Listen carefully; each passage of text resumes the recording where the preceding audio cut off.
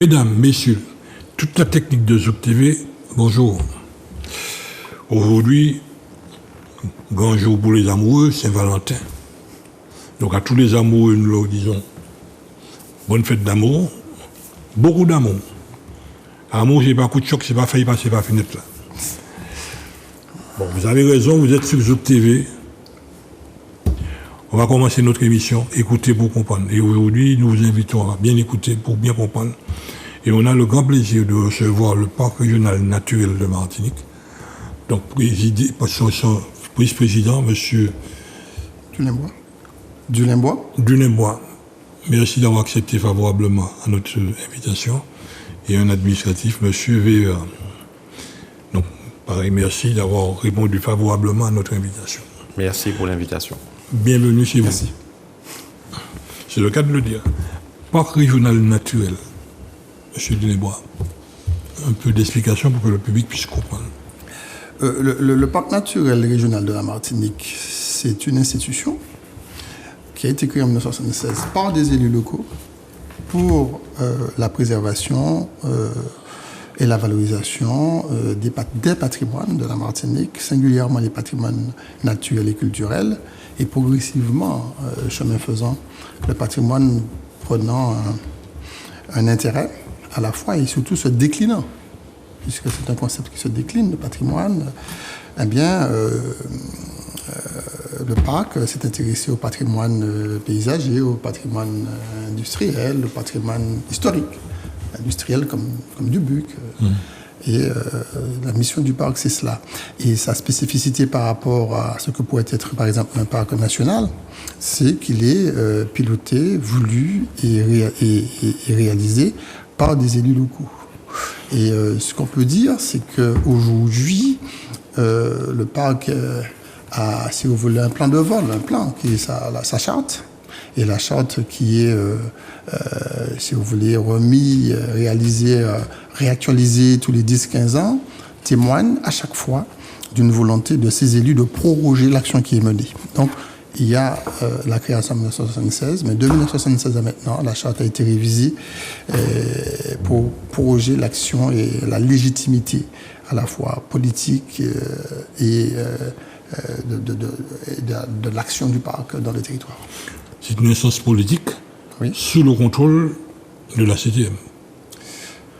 C'est une antenne. Je ne formulerai pas les choses de la sorte. C'est une instance politique parce qu'il a son conseil syndical qui décide de ses orientations, de la mise en œuvre, qui vote son budget, son code administratif. Il a ses agents, ses instances paritaires, etc.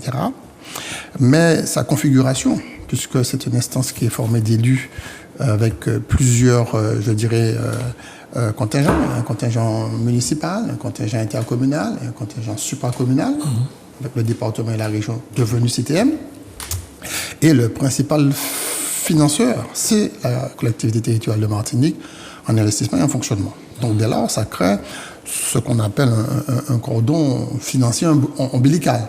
Et je me souviens d'un professeur Guingamp qui disait qu'il n'y a d'autonomie locale que l'autonomie financière. Donc du point de vue financier, c'est juste, mais du point de vue de la mise en œuvre des actions, c'est quand même pluriel et partagé. Et le parc est présidé par Félix Ismain, je profite pour le saluer et le remercier de la confiance qu'il me fait, en tout cas en tant que son premier vice-président, pour travailler ensemble, et puis surtout un excellent conseil syndical, singulièrement la déclinaison communale, qui fait preuve, en tout cas au cours de cette mandature, d'un esprit de compréhension, de travail. Ils sont à la fois d'écoute, ils sont à la fois concernés et intéressés.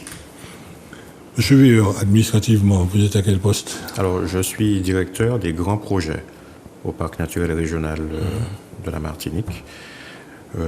Singulièrement, nous travaillons sur la gestion du bien inscrit sur la liste du patrimoine mondial de l'UNESCO, ou encore l'opération Grand Site des Salines à la baie des Anglais, pour ne citer que cela. Administrativement, par rapport à l'ONF, quelle est votre position? Alors, bon, comme vous l'a indiqué le premier vice-président, M. Dulembois, nous sommes un syndicat mixte regroupant des collectivités, la CTM, les communes. Les 34 communes du territoire sont membres du syndicat mixte. ADEAL. Les 3 communautés d'agglomération également. Et la CTM, qui préside aujourd'hui avec M. Félix Ismet, par ailleurs conseiller territorial.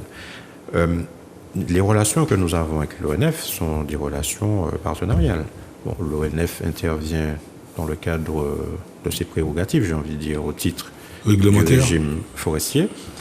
Le territoire du parc inclut, on n'a pas parlé concrètement, mais le territoire du parc naturel régional, celui qui est classé par décret ministériel, concerne les 3/4 du territoire de la Martinique. Donc c'est dire que les forêts qui sont sous gestion de l'ONF au titre du code forestier sont intégrées au territoire parc. Donc en ce sens, nous avons des relations partenariales avec l'ONF. Par exemple, dans le cadre de la gestion du bien UNESCO, l'ONF intervient puisque les forêts sont classées, sont inscrites ou alors font l'objet de mesures de protection qui sont aussi gérées par l'ONF. Donc des relations partenariales qui s'inscrivent dans le cadre de contrats ou de conventions ou de plans de gestion. Et l'arbitre, si on peut parler d'arbitrage ici, il y a un litige quelconque? Alors, aujourd'hui, nous n'avons pas de litige, concrètement. Non, pas vous, mais nous, citoyens. En réalité, l'arbitre, j'ai envie de dire, c'est le droit. C'est le droit qui fixe les prérogatives, le champ d'intervention. Le parc naturel régional a sa charte, comme l'a rappelé M. Dulimbois. C'est vraiment le contrat d'objectif partagé que nous avons avec tous les signataires de la charte, que nous avons déjà cités. Évidemment, la CTM, qui est à l'initiative de la création et du renouvellement, on va dire, de la charte. Vous avez les 34 communes, les 3 agglos qui s'engagent pour mettre en œuvre un plan d'action. Et ce plan d'action vise à préserver et valoriser le patrimoine naturel et culturel de la Martinique. Alors, évidemment, nous travaillons avec l'ensemble des acteurs du territoire. On a cité l'ONF, mais c'est le cas de l'ADEAL aussi. Oui. Par exemple, le parc assure, pour le compte de l'État, la gestion de 2 réserves naturelles nationales. Celle de la Caravelle, qui a quasiment le même âge que le parc, elle a été créée en 1976, et celle des îlets de Sainte-Anne.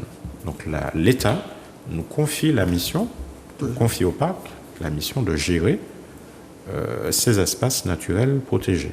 Alors bien sûr, quand il confie la mission, il nous attribue des moyens pour ce faire, afin de recruter du personnel, de mettre en œuvre des actions dans le cadre des plans de gestion qui sont définis. Et tout cela est inscrit dans le local d'urbanisme. Alors, donc effectivement, le parc naturel régional est ce qu'on appelle personne publique associée. Donc nous participons à l'élaboration des documents d'urbanisme ou de planification. On parle des PLU, le SCOT, etc. Nous émettons des avis sur ces documents. Par ailleurs, dans notre charte, il y a un certain nombre, comme je le précisais, d'engagements que les communes, que les signataires, donc communes, agglomérations, donc en charge d'élaboration de PLU ou de SCOT, s'engagent à prendre en compte. Par exemple, la préservation des espaces agricoles. Ce qui se traduit ensuite dans le PLU, de façon très concrète, sur les zones agricoles, ça peut être la création de zones agricoles protégées, comme ça existe sur certaines communes du territoire. Et vous avez eu à faire de la labellisation. Je me souviens qu'il y avait une sorte de cabri et autres. Oui. Production locale. Oui, la labellisation fait partie aussi de l'objectif du parc, parce que le parc aussi, c'est apporter, dans sa mission de préserver des patrimoines, il y a le patrimoine des animaux constitue un patrimoine. Il y en a qui sont endémiques de Martinique, donc on les protège. Et ceux qui sont, on le verra peut-être plus en avant, qui viennent de l'extérieur, qui sont exogènes au territoire, il faut qu'on lutte pour éviter qu'ils ne s'installent et qu'ils détruisent le patrimoine. Sur la labellisation, le parc apporte la labellisation pour donner aux produits, si vous voulez, une meilleure compréhension du produit. Ça peut être le miel, identifier le miel, le manioc aussi. Donc, il définit une labellisation. Nous avons 3 pour le moment. C'est le miel, la manioc et le mouton. D'accord? Mais nous avons encore d'autres choses à explorer pour créer de la qualité de l'identification. C'est identifier ce que c'est qu'un mouton martiniquais, identifier ce que c'est que la farine de manioc, comment le cultiver, quelle exigence sur le sol, la menu du produit pour la manioc, comment on va le faire cuire, comment on va le nettoyer, la qualité de l'eau pour apporter. Et M. Grabbe, vous n'êtes pas sans savoir qu'on a un besoin de bien se nourrir, de se nourrir, que se nourrir constitue le premier médicament. Donc bien manger constitue un élément essentiel. Et le parc, là aussi, a une mission essentielle à faire jouer. Créer, j'ai envie de dire que du point de vue de la labellisation, le parc doit fonctionner pratiquement comme un start-up. Qu'est-ce qu'il fait? Il dit, allons voir des process. Sous le café, allons voir le process du café, à Bicatipica. Quelles sont les conditions pour le faire planter, de hauteur, de sol, de ventilation, hydraulique, etc. Voilà les conditions pour le planter. Quelles sont les conditions pour le transformer? Quelles sont les compétences techniques qu'il faut avoir pour être un barista, un très bon barista, le transformer? Comment le servir? Comment le tester? Là, il met en place le protocole. C'est un start-up. Et puis après, une fois que ce protocole-là est réalisé, une fois qu'on a ce process, eh bien, on donne le process à des personnes qui voudraient créer, faire de la richesse. Voilà. C'est pareil pour le mouton avec des agriculteurs, c'est pareil pour la manioc avec des agriculteurs, et c'est pareil aussi pour le miel avec des apiculteurs. Mais le parc n'a pas vocation à devenir un agriculteur, ni à devenir un apiculteur, et encore moins devenir un caféiculteur. On met en place des orientations. On met des orientations. On fonctionne comme un start-up. C'est-à-dire on met en place le processus. C'est une manière de faire une recherche, développement sur une manière d'arriver vers un produit qualitatif. Et puis, c'est une niche. Les agriculteurs qui le souhaitent ou ceux qui veulent se reconvertir rentrent dedans et déploient une activité économique génératrice d'emplois, de croissance et de richesse. Parce que ça aussi, c'est le travail du parc. Et dans le contrat de mandature voté par les élus du conseil syndical et en lien avec les orientations de la collectivité territoriale et des acteurs locaux, tout simplement, qui sont tous membres du conseil syndical, c'est de faire en sorte que ces niches-là soient de nature à créer des emplois à valeur ajoutée pour faire revenir nos jeunes diplômés ou remettre en emploi ceux qui ont un diplôme et qui ont envie d'investir ces secteurs-là. En matière de contrôle environnemental, vous les pesticides, vous y êtes à fond dessus? Alors, le parc naturel régional dispose d'une brigade de l'environnement. Bon, ce sont des agents assermentés et commissionnés. Pardon, ils sont combien au parc?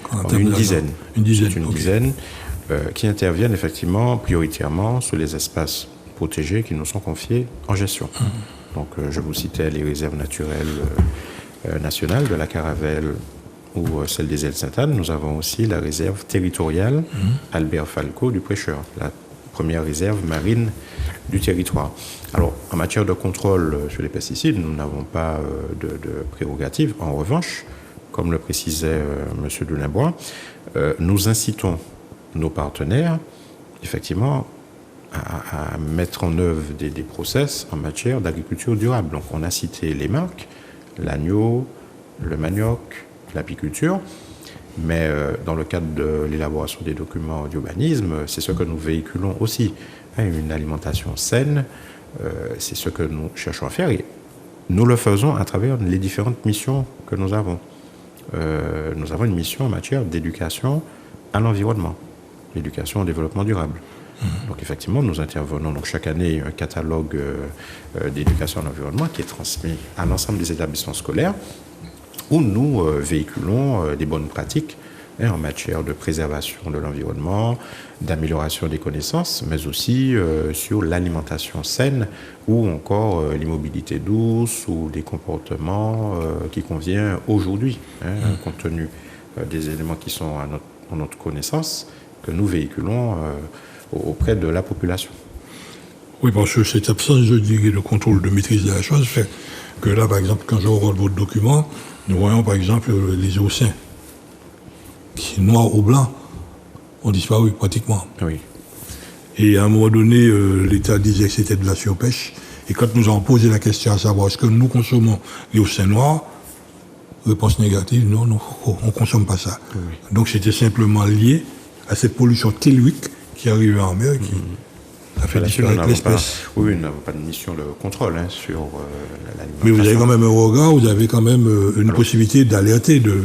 Oui, si nous avons connaissance, j'ai envie de dire, d'une pollution quelconque, effectivement, je vous disais, on a une brigade de l'environnement, par exemple, nous pouvons transmettre des rapports de constatation, si nous avons connaissance. Si nous sommes saisis par des administrés, effectivement, nous pouvons faire remonter, après, effectivement, prospection, des éléments de connaissance, et nous les faisons remonter à qui de droit. Alors, maintenant, pour revenir sur les eaux sains, par exemple, dans le cadre des espaces que nous avons en gestion, nous faisons des études, par exemple, pour suivre l'évolution des espèces. Au niveau de la réserve des îlets de Sainte-Anne, effectivement, on a fait des analyses pour suivre éventuellement l'évolution de l'herbier, et c'est dans ce sens que je vous disais, nous travaillons avec les acteurs du territoire, donc les marins-pêcheurs. Concrètement, Il faut améliorer tout le monde. nous pouvons leur apporter des éléments d'expertise ou de connaissance à travers des études que nous pouvons lancer ou que nous lançons, comme c'est le cas sur la réserve marine du Prêcheur, où il y a une expérimentation qui est discutée avec les marins-pêcheurs. Donc c'est vraiment cette implication territoriale que nous cultivons au quotidien avec l'ensemble des partenaires et des acteurs du territoire. Je dis bon. Il y a un constat qui est là. Nous avons un milieu naturel qui est magnifique. Et on peut même dire, sans faire bruit, sans parler, c'est l'un des plus beaux au niveau de la Caraïbe, Oui, celui de la Martinique. absolument. Par contre, très peu connu par nos enfants, par la population. Très visité par tout ce qui sort et qui vient ici. Est-ce que ce n'est pas un défaut de communication qui en est la cause? Ou l'une des causes? Je pense que le constat est peut-être juste de ce qu'il y a un manque d'appropriation du public, et singulièrement des jeunes publics, puisque les plus anciens, nous avions cette pratique d'aller pêcher à Pâques, pêcher des crabes à la mangrove, aller On pêcher n'avait des pas la écrevisses, télé à l'époque. aller pêcher des écrevisses, faire des câlins, faire des dômes, faire brouiller la rivière pour prendre des écrevisses qui vont monter à la surface. Donc, cette pratique-là, je dirais, de contact avec la nature, nous l'avions jeunes. Donc, nous l'avions connue, mais des jeunes générations, sous l'effet combiné à la fois de l'urbanisation galopante, où on déserte un petit peu les quartiers ou certains quartiers, on se rend compte qu'effectivement, il y a une désappropriation de la nature et des milieux, en général. Mais il y a des pôles de résistance, il y a des enseignants, il y a des associations qui continuent, et le parc naturel régional joue un rôle extraordinaire dans la réappropriation des milieux naturels par les jeunes publics, par les études, par la présentation des études, par les visites, par les sorties. Parfois, nous allons jusqu'à financer, lorsque les choses vont bien financièrement pour le parc, soit le bus. Parfois, on veut faire sortir, venir des petits gros moronnais ou des gens de Mondés aller, par exemple, sur un chantier sous-marin. Eh bien, parfois, soit par le truchement de jeux concours, soit par avec les enseignants, la sortie s'opère. Nous offrons, par exemple, la sortie bateau. Nous offrons, par exemple, la visite du chantier, la visite sous-marine avec les enfants, avec les palmes, avec les carrés des sciences. Il y a des choses qui se font. Certes, elles ne sont pas suffisamment généralisées, connues et popularisées. Mais progressivement, ça se fait. Mais il faut le faire plus encore. Mais le rapport à la nature, la volonté d'y aller, c'est l'école, ce sont les associations, mais c'est aussi une œuvre d'éducation des parents, des familles. Aller en forêt, marcher en forêt. Parfois, on a abandonné nos rivières. Les rivières qui pendant longtemps. Moi, j'ai connu l'arrivée de l'eau potable dans les ménages. Donc, moi, j'allais à la rivière, j'allais à la source. Là où j'allais à la source, il n'y a pas si longtemps que ça. Aujourd'hui, c'est un espace qui est désapproprié. C'est un espace pour lequel on a tourné le dos. Je me souviens qu'il y avait un endroit où on prenait de l'argile blanche, on faisait des cataplasmes, on faisait des choses comme ça, on faisait des massages. Ça faisait du bien, mais aujourd'hui, on ne va plus là. Donc, il y a aussi une démarche personnelle de chacun de retour vers la nature qui nous apaise et qui peut-être peut nous amener à nous réinterroger sur notre propre humanité. Je suis d'accord avec ça. Mais le parc naturel fait de gros efforts, notamment en matière d'éducation à l'environnement et des visites avec les écoles, et continue à le faire. Il y a un catalogue, comme indiquait Maurice Veilleur tout à l'heure, qui permet aux enseignants de choisir des sorties pédagogiques. Je vais... un citoyen qui nous écoute, qui veut organiser soit une sortie, soit une grande marche ou autre chose, administrativement, des fois, ne sait pas comment faire pour vous joindre. Alors, bon, il peut nous joindre au 64 42 59, très simplement, la ligne fixe.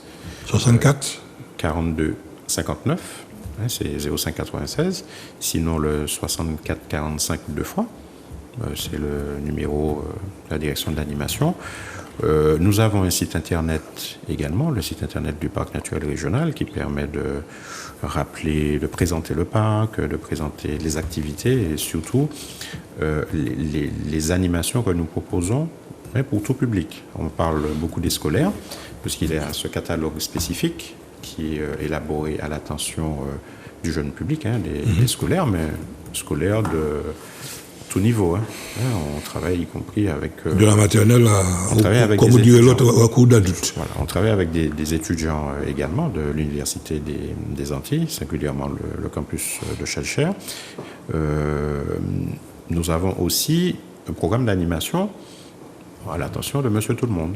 Il y a des activités qui sont régulièrement proposées, découverte du territoire par voie terrestre, des randonnées ou par d'autres moyens. Ça nous est arrivé de faire des découvertes en VTT.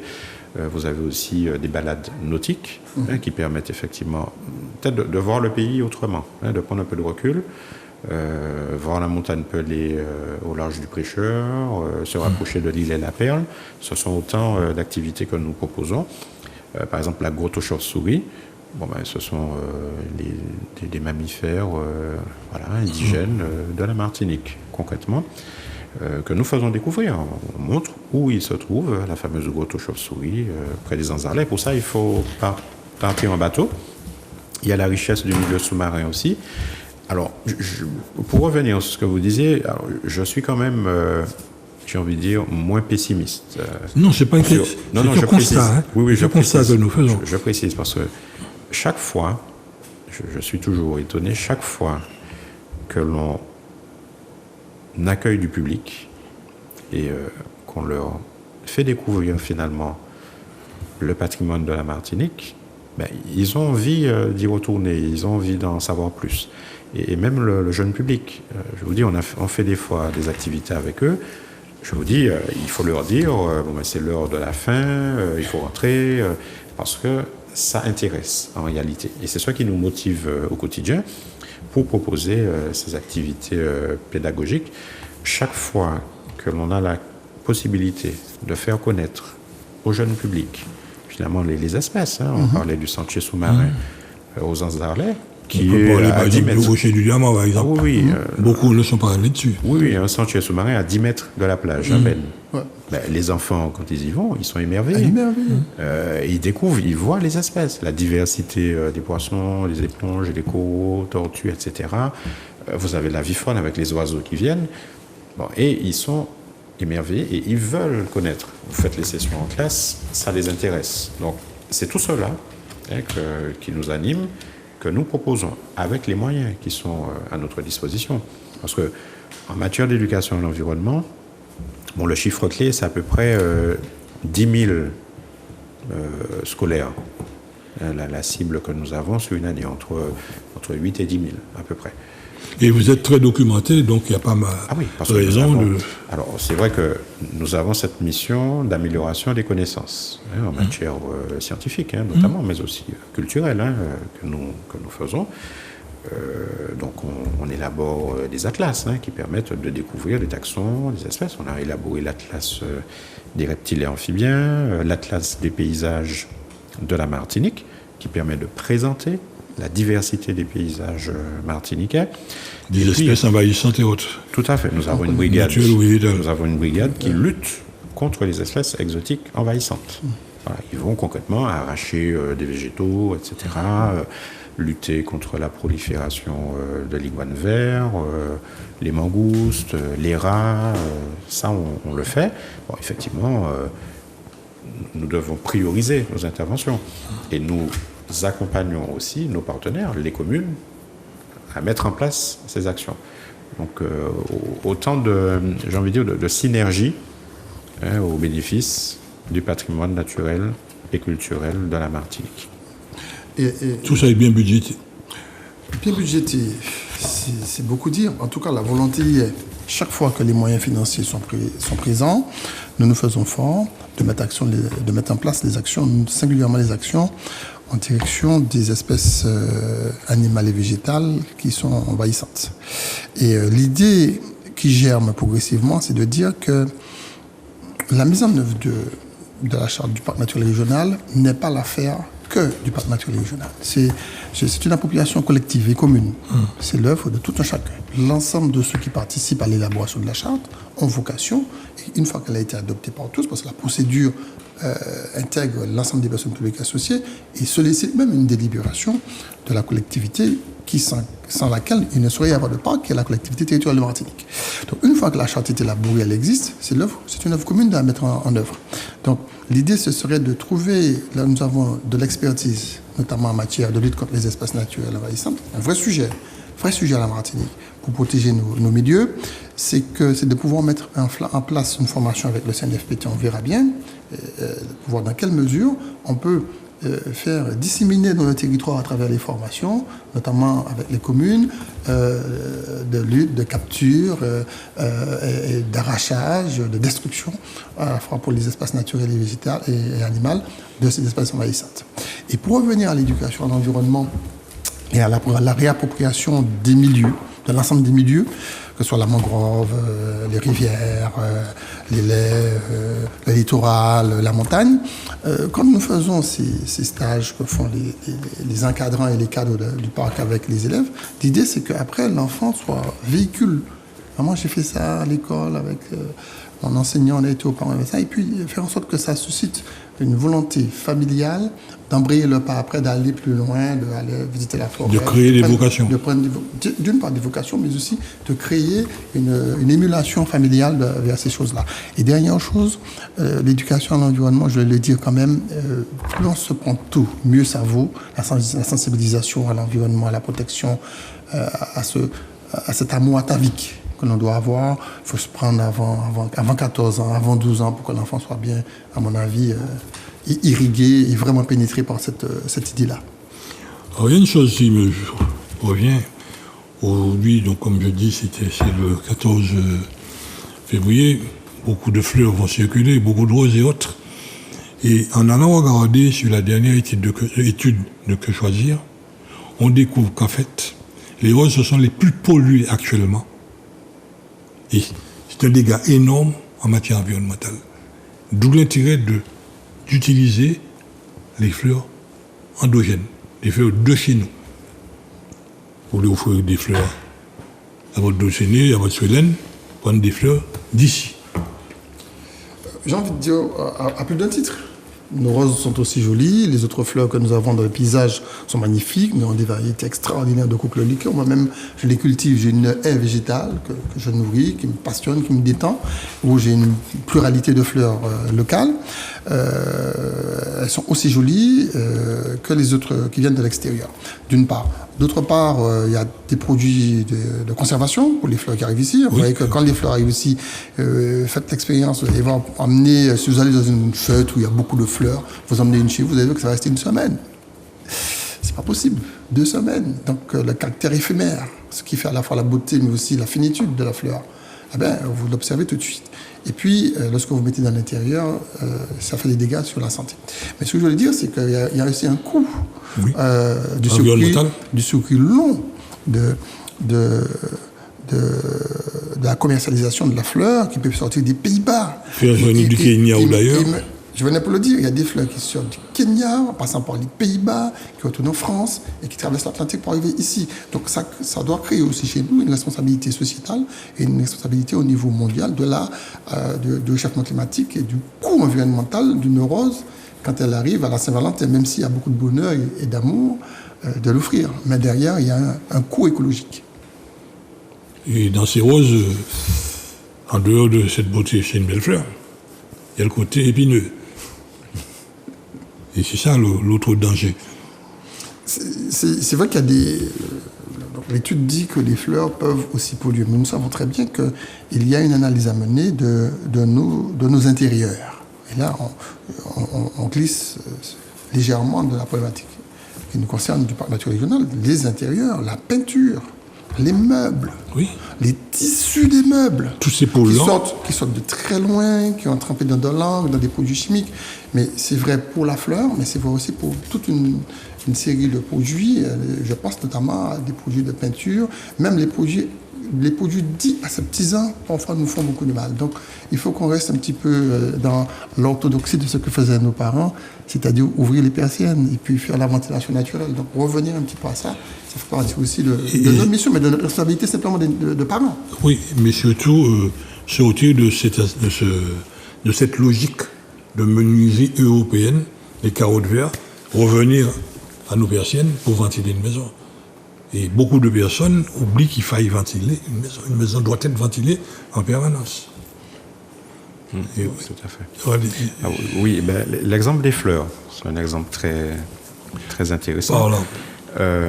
Parce qu'en fait, on a parlé des missions du parc, améliorer la connaissance patrimoniale, contribuer à l'aménagement durable du territoire, l'éducation à l'environnement, mais nous avons aussi une mission essentielle, c'est l'expérimentation, au titre du Code de l'environnement. Et dans le cadre de cette mission, nous avons lancé au parc un programme de relance des filières dites patrimoniales. C'est le cas, par exemple, de l'anthurium, où nous avons, avec des experts, proposé un nouveau process, puisque la culture d'anthurium classique avait connu un certain nombre d'infections, des problèmes sanitaires qui avaient perturbé la culture et donc la production. Donc nous avons sous serre, au domaine des modes, un des sites d'accueil du public du parc, installé des serres qui permettent de produire des anthuriums. Et puis surtout, nous avons proposé aux acteurs locaux un process pour mettre en œuvre ou relancer en quelque part cette culture d'anthurium sur le territoire. C'est le cas aussi sur la relance de la filière café, l'Arabica typica, ou d'autres cacao et autres. Voilà, sur lesquels nous avons, dans certains cas, été accompagnateurs. On a parfois participé à la mise en œuvre de stages ou d'accompagnement auprès des acteurs du territoire. Alors on va peut-être parler moins des végétaux, la relance aussi, mettre en place une filière porc créole. Voilà, là aussi, on travaille avec un certain nombre d'éleveurs pour caractériser génétiquement et relancer, mettre en œuvre cette culture patrimoniale. Sur l'objectif pour nous, alors, c'est bien... Pardon de vous interrompre. Oui. Je reviens toujours à nos anciens. Oui. Parler de porc créole. Oui, volontairement. Je préfère entendre le terme cochon. Parce que chez nous, le porc de Bretagne a été introduit ici. Oui. Et finalement, le cochon a disparu. Or, c'est une espèce qui venait d'Indochine. Et là, au moment où nous parlons, le meilleur saucisson, c'est celui produit par la Corse. C'est une viande qui est beaucoup plus agréable dans tout que ce que nous consommons actuellement massivement, le porc de Bretagne. Oui. Et beaucoup de personnes sont surprises quand on leur parle de cochon et de porc. Oui. Donc vous avez... Je sais qu'il y a eu cette relance, oui, parce qu'il y a eu une vague de cochons sauvages à Montagne-Pelée. Qui existe encore. Qui existe toujours. Oui. Et aujourd'hui, j'ai vu que certains se lancent dans cette production. Oui. Alors, un petit peu dans l'esprit... Très forte valeur ajoutée. Et Maurice Veilleur va compléter. Toujours dans l'esprit de fonctionner comme un start-up, il ne s'agit pas que le parc devienne un producteur de cochons noirs. Il suffit simplement d'avoir l'idée, de créer, de mettre en place avec l'INRA de Guadeloupe un protocole, comment le nourrir. Parce qu'il y a aussi ça. Souvenons-nous-en comment nos porcs étaient nourris, encore jeunes. Il faut revenir vers les fondamentaux. Il faut revenir. Il y a un sauvage. Il y a un sauvage. Nous avons coupé zèbre, nous avons coupé malaba cochon, nous avons coupé totot de banane, nous avons coupé vieux chou diable. On a remplacé tout ça par pâte d'huile. Attends, chou diable là, nous avons coupé, chou jaune, quand on cochon manger sous pas quand après on a saigné cochon quand ben petit moins viande quand ben petit rien qui zèbre pour on va dire comme ça on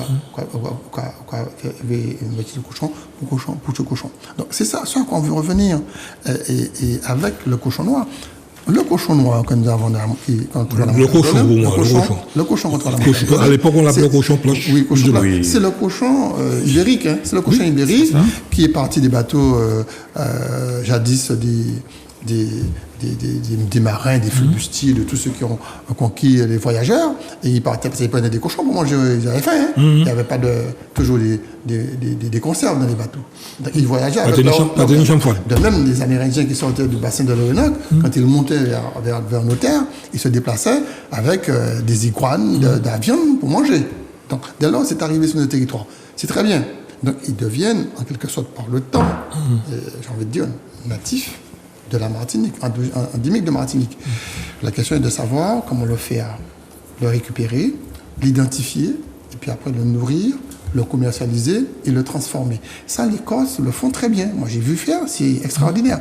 Et là, c'est une activité créatrice de valeur ajoutée. Et l'idée, c'est de faire comme pour la manioc, comme pour le miel, de créer une filière, mais qui ne sera pas une filière, très grande filière, c'est une filière de niche, parce que compte tenu des exigences pour nourrir l'animal, le prix de sortie sera des prix assez élevés. Tout un chacun pourra en consommer, mais il faut comprendre que c'est un produit de niche. Très peu d'agriculteurs pourront le faire et pour sortir des revenus suffisants. Si tout le monde le fait en masse, ce qui n'est pas tout à fait compréhensible, compte tenu du protocole. Alors, ce que je veux dire sur le cochon noir, si Maurice Veilleur veut ajouter quelque chose. Non, simplement la phrase que j'avais envisagé de conclure, c'est simplement préciser que nous sommes convaincus qu'à partir de notre patrimoine naturel, culturel, nous pouvons générer de l'activité, faire du développement, créer des emplois. Nous avons une attractivité du territoire. Il y a des sites d'accueil du public. À partir de ces sites d'accueil du public, nous pouvons générer de l'activité. Voilà, mettre en place des projets viables économiquement. On a des chiffres clés. Hein. On vous dit plus de 1 million de visiteurs en Martinique, plus de 1 million de touristes. Donc concrètement... apport extérieur. Tout à fait. Okay. Donc vous avez ce public qui s'intéresse à la Martinique et qui s'intéresse à nos valeurs, à nos ressources naturelles. Et c'est ce que nous véhiculons également. Lorsqu'on accueille des croisiéristes sur nos sites, au domaine des modes, par exemple, concrètement, on leur propose, pour certains, de planter un arbre. Et ça les intéresse. Vous voyez, donc, ils plantent un arbre du territoire. C'est pas, Mais je dis le touriste local, le touriste horizontal. Oui. C'est lui qui crée, j'ai le temps en permanence, des personnes qui me disent, des personnes d'une cinquantaine d'années, qui me disent, c'est la première fois, je vais par exemple du côté du Monde des Est. C'est pas un côté qui est loin. Quand on dit, moi, quand on mettait tes 100 ans pour monter au Pérou, vous allez comprendre. Mais quand pour monter au Pérou marin, on peut y aller à pied. Oui, non, tout ça concourt à la réappropriation de nos territoires, de nos espaces et de nos lieux. La savane de pétrification, il y a des gens qui me disent ça fait plus de 20 ans que je ne suis pas allé. Il y en a qui sont allés enfants, qui ont 50 ans, qui sont allés avec leurs parents, mais ils n'emmènent pas leurs enfants. Donc oui, il y a cet aspect de réappropriation. Mais je voulais dire 2 choses concernant le cochon noir, le cochon créole. D'une part, ça peut constituer pour l'activité touristique, parce que faire venir des touristes, c'est quelque chose. Une fois qu'ils sont sur place, il faut les faire dépenser. Oui, c'est ce qui fait le phénomène entraînant. Le touriste doit être amorcé. Arriver sur le territoire, il faut amorcer le touriste. Il faut le faire dépenser. C'est ce qu'on appelle un peu pompeusement des excursions quand vous allez à l'étranger. On vous propose toujours des excursions. On peut proposer une excursion gastronomique. Comme à Cuba. Comme à Cuba, oui. Une excursion au Saint-Domingue ou ailleurs. Une excursion gastronomique à travers le cochon noir. Mais il faut avoir de la matière. Il faut avoir de la matière. Il faut identifier le miel, il faut identifier le cochon noir pour dire, voilà, je vous fais goûter le cochon noir, le cochon ibérique, tel qu'il a été, lorsqu'il est arrivé ici, je crois au XVIIe siècle. Bon, j'ai envie de dire, lorsqu'il est arrivé, voilà comment il était, je vous le fais goûter, et on a de quoi offrir. Et deuxième chose, concernant le cochon noir, pour ceux qui peuvent le faire, et ça rejoint un petit peu la question un peu prégnante ces jours-ci de la vie chère. Ceux qui peuvent, je dis bien que ceux qui peuvent, qui en ont les moyens, peuvent toujours avoir un cochon noir. Vous savez, pour tout dire, en réalité. Pourquoi le cochon, tu appelles le cochon planche, le cochon créole, et le vira, tout ça, on a le sentiment que le cochon n'a pas le goût d'un temps. C'est parce que le cochon, il est fait à l'échelle. Et de l'encore fait à l'échelle, vous ne pouvez pas donner à manger à une bête pareille à l'échelle que le cochon que tu avais derrière le jardin, que tu te disais, ah, mais tu es top salade de manger cochon moyen, tu es top gras, non, reste cochon moyen, mois prochain, c'est zeb macabé, c'est banane rabais cuit. Comment c'est bien un répiment, puis pas goût.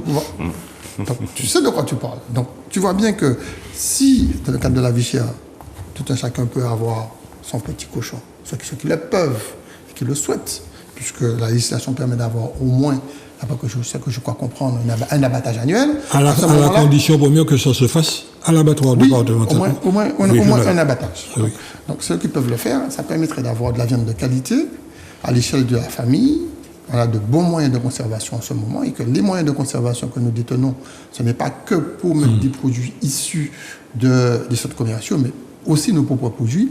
Mais ceux qui peuvent le faire, je les encourage à le faire d'une certaine mesure, parce que c'est là qu'on se rend compte qu'on fera probablement les meilleurs cochons noirs à toute petite échelle comme ça. C'est une idée comme ça qui pilote. Non, mais ça peut travailler comme ça, la question de la vie chère, parce que la vie chère, c'est un petit peu, pas beaucoup, hein, mais un petit peu nous aussi. Oui, mais la vie chère. Pas ni pièce pistolée d'être tout, qu'on est obligé d'acheter des gens. Là au moins nous parlons, quand nous regardons les publicités actuelles, le grand affichage sur tout ce qui est poulet, bourré d'hormones de croissance. Quand nous regardons les conséquences sur notre société, les gens oublient qu'on a de la bonne viande. Je prends par exemple, quand on regarde des viandes au Lamentin, c'est de la bonne viande locale. Bon, ça coûtera un peu plus cher, mais ou tranquille. Mais l'on manger ces modèles de viande au trappe la digite, faut pas en surpris. Mais les conséquences avec les hormones de croissance, que c'est pour pouvoir produire ce type de viande, nous trouvons ça criminel. Surtout quand on voit le prix. Là, actuellement, il y a un panneau d'affichage des cuisses de poulet enfin, une caisse de 20, une caisse de 10 kilos, moins de 20 €. On va où là? Moi, j'ai vu à 1 €. Hein. Oui, 90 centimes des fois. J'ai vu à 1 €. Donc, si on tient compte du transport, si on tient compte de l'engraissage, de l'entretien, on ne peut pas sortir un poulet à 1 €. Donc, ça ne peut pas être de la qualité. Non.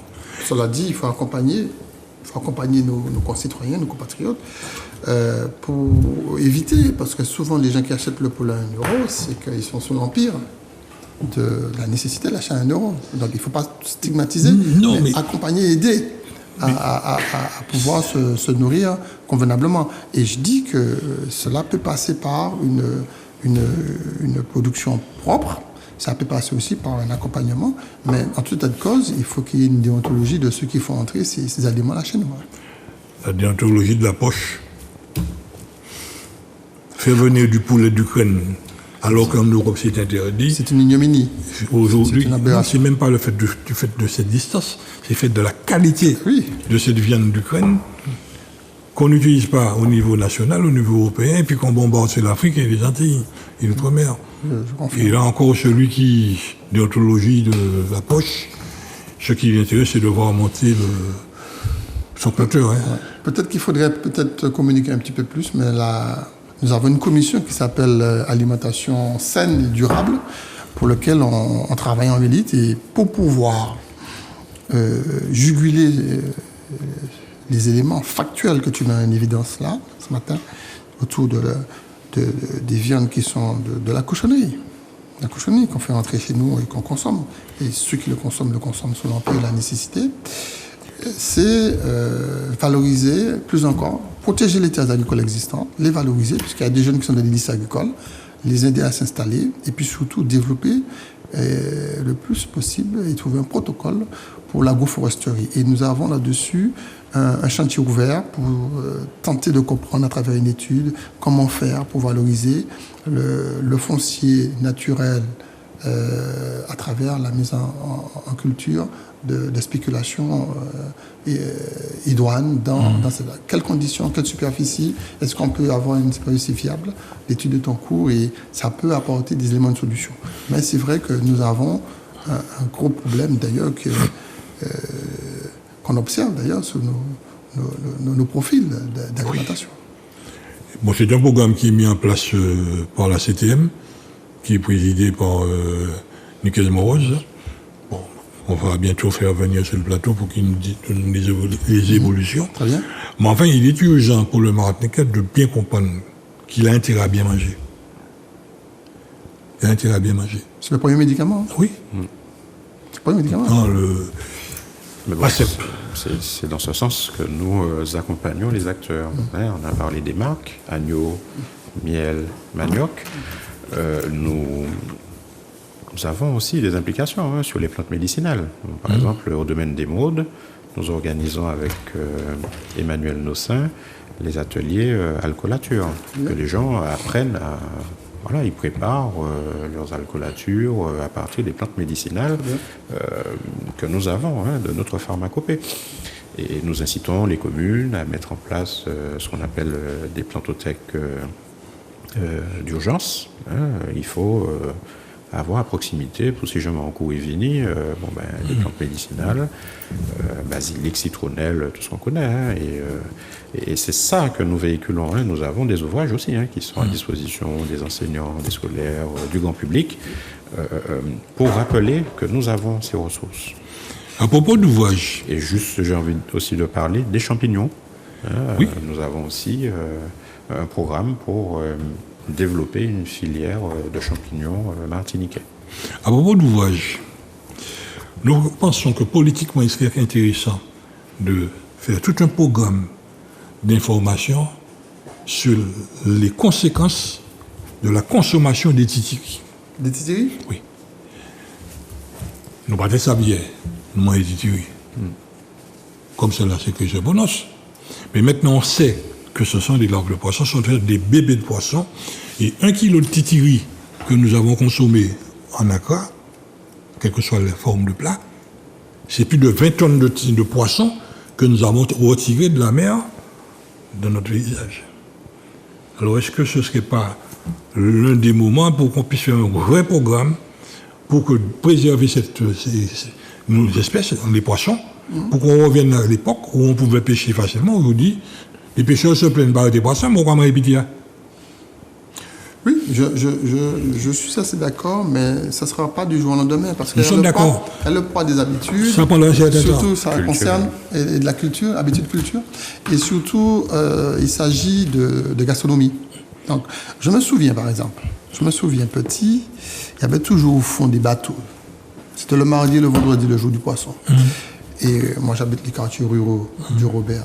Donc, il fallait aller sur le littoral. Ça a l'air de rien aujourd'hui, mais il fallait arriver au bout du Robert.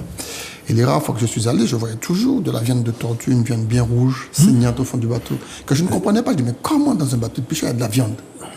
Et on m'expliquait la viande de tortue. Et nous mangeons la tortue. Oui, et après on a stoppé. Nous mangeons la tortue. Et le Martiniquais a su stopper la consommation de tortue, alors que ça se poursuit dans des îles voisines. Donc j'ai envie de dire que ça pourrait venir, puisque maintenant on a l'information, il faut partager l'information, véhiculer l'information, et puis essayer de sensibiliser les restaurateurs et les pêcheurs. Progressivement, ça peut venir. Le consommateur aussi. Toutes les fois qu'on a eu à faire ces évolutions, parce qu'elle est un peu copernicienne quand même, dans les pratiques, comme on dit, eh bien, ça s'est toujours bien passé. Mais il faut le temps. Un exemple. L'amour Ihodia. Il y a un sachet cellophane. Le charbon, tout ça, on a conditionné, on a fait ce qu'il faut. Donc le Martiniquais, c'est un monsieur, une fois qu'on lui a donné les précisions sur les choses, il respecte, il agit. Oui, je suis sûr. C'est tout. Très donc si on met en place un programme de préservation du poisson final qui revient chez nous, il faut qu'on stoppe la consommation du titiri. Déjà, dans Oui. la conscience. Faire ça, rentrer dans le coco tête nous. Oui, faire passer la représentation de ce que le titiri, ce sont des lèvres de poisson, c'est un premier travail. Oui. Mais il faut le faire, et comme je disais tout à l'heure pour l'éducation de l'environnement, il faut le faire très tôt. Quand on explique ça à l'enfant très tôt, tu dis, ah bon, papa, c'est un accord de titiri, mais c'est un accord de petits poissons. L'enfant, Ça, et il faut une va. génération. Et puis ça monte. Et Une ça monte, génération. et les gens s'habituent. Je veux dire, je prends le cas, franchement, j'aime beaucoup prendre ce cas-là, c'est le cas de la tortue. Et c'est un cas patent, évident, où je suis sûr que toi-même, tu as connu ça aussi. On a Ah oui. ça. Et on a su le faire. Aujourd'hui, on le protège plutôt bien. Il y a d'autres considérations sur la protection des tortues marines, avec les œufs, les éclosions, etc. Mais, d'ailleurs, soit dit en passant, parfois, le cochon noir est un prédateur pour la Oui, tortue. mais Donc, cette tu vois, cette parfois, on a des sélection choses, voilà. naturelle, C'est bien. elle a toujours existé. Elle a toujours existé. Bon, quoi pas un cochon et puis un serpent, là, un cochon, puis fait un cochon pas qu'à venir là. C'est aussi simple. On a tout dans la nature pour se préserver des choses. Maintenant, l'éducation. L'éducation, j'ai vu que vous avez tous les moyens financiers pour produire des documents. Oui. Ce sont des documents scientifiques, ce sont des Intéressant. documents qui permettent de faire comprendre ça, c'est connaître nos espèces et autres. C'est sûr que ce qu'on trouve chez nous, on ne le trouve pas au niveau national, quoique avec le réchauffement climatique, de plus en plus, avec la tropicalisation, on risque de trouver dans ces zones-là des choses que nous avons ici. Oui, on parlait le cas du moustique. On parlait le cas du moustique tigre. Et Oui, mais- non seulement qu'il est arrivé en France et en Europe, mais il grimpe vers le nord. Donc, c'est l'actualité. La tropicalisation impacte, le changement tropical impacte les changements des déplacements de la biodiversité. À propos de moustiques, on avait, lors d'une rencontre qu'on avait faite avec la ministre de la Santé, à l'époque, Mme Bachelot, on lui faisait savoir, Madame, vous allez vous inquiéter du chikungunya et de la dengue quand vous allez être concerné. Je dis non, avec tout le respect que j'ai pour vous, ça se fera. Mais aujourd'hui, ils sont même allés au niveau du paludisme. Parce que là, au moment où nous parlons, ça part de chez eux. Là, nous en bénéficions. Il y a des crises de palu en France. Oui. Je profite pour dire ça. Oui. Il y a peu de gens qui le savent, mais il y a des crises de palu en France. Oui. Et avec le réchauffement climatique, toutes ces maladies tropicales commencent à pénétrer là-bas. Bon, par contre, le café ni vite. C'est toujours bon, avec plaisir de vous recevoir dans des débats, de faire comprendre à la population, écouter pour comprendre. C'est fini? Parce que je m'entends ça, ça va aller très vite. Alors, s'il y a une conclusion à faire, même pas une conclusion, un petit bilan rapide, ça aurait été, monsieur le maire. Non, je laisserai le soin au président de conclure, mais simplement sur les publications, merci de nous permettre de rappeler effectivement que nous éditons des supports à l'attention de tout public, scolaire, adulte, etc. On peut récupérer où? Au siège du parc, mais que nous mettons aussi à disposition. Le siège, il est où? Qui est à derrière ma voiture? À Tartançon, pardon. Tartançon. 64 42 59. Je vais ramener un exemplaire. On a fait ce qu'on appelle les coups dans le cadre de l'Observatoire martiniquais de la biodiversité, le poster bleu, le grand poster. Le dernier, là. En dessous. On a fait un coup sur les crabes. Et on l'a fait aussi sur les poissons. C'est On le bientôt fait la consommation de crabes. sous d'autres espèces, voilà, pour faire connaître nos espèces et surtout la réglementation qui est applicable. Oui. Voilà, très simplement. Donc ces supports existent au parc. Et nous les éditons régulièrement. Nous avons des mallettes pédagogiques, etc. Bon, à mon avis, on devrait revenir si vous en êtes d'accord. Il n'y a aucun souci, la porte vous est grande ouverte. Oui. On a la période de crabe, de la consommation de crabe, mariaillement tout. Et avec toute cette pollution chimique que nous avons aujourd'hui, il est préférable de faire très attention sur cette consommation. Et voilà une richesse que nous sommes en train de perdre. Oui, on peut dire. En tout cas, merci M. Grabet de nous avoir reçus pour qu'on puisse exposer, montrer ce que nous faisons. Il y a de l'expertise, il y a de la connaissance, il y a de la compétence au plan naturel régional, il y a de la documentation scientifique. Et les démarches sont toujours dans la perspective scientifique pour donner des solutions. Sous la houlette du président Félix Ismain, nous menons de véritables actions, notamment en direction l'éducation, la réappropriation, la valorisation des milieux et de la nature et des patrimoines, de tous les patrimoines. Et l'objectif pour nous au cours de cette mandature, c'est de faire en sorte que le patrimoine constitue un levier de développement, mais que nous parvenions à des niveaux de création d'activités et d'emplois, certes en quantité limitée dans des niches, mais à haute valeur ajoutée. Un cochon noir, tu as vu, le miel, etc. Et de la curiosité. Et faire en sorte que notre territoire redevienne un territoire attractif par les curiosités. Le cochon noir, la libellisation, la caractérisation du miel. C'est ce vers quoi il faut aller. Aujourd'hui, le touriste il est gastronomique, mais il est aussi de curiosité fondamentale. Si vous parlez à un touriste de la caractérisation du miel, que vous lui expliquez pourquoi la différence qu'il y a entre le miel de bord de mer et le miel des quartiers ruraux, c'est extraordinaire. Si vous expliquez, bon voilà, c'est aussi, il pleut beaucoup, on a un peu les fleurs des glycérias, le miel va changer, etc. Les abeilles vont migrer, etc. C'est ces curiosités-là qu'il faut montrer. Et là, on devient un territoire attractif, mais de curiosité attractive. C'est ça qu'il faut il faut que nous allions. Et merci de nous permettre de dire ce que nous faisons. On fait beaucoup de choses, peut-être on ne communique pas suffisamment, puisqu'il faut communiquer sur les événements que nous menons. Mais les gens peuvent toujours venir et appeler au numéro indiqué par M.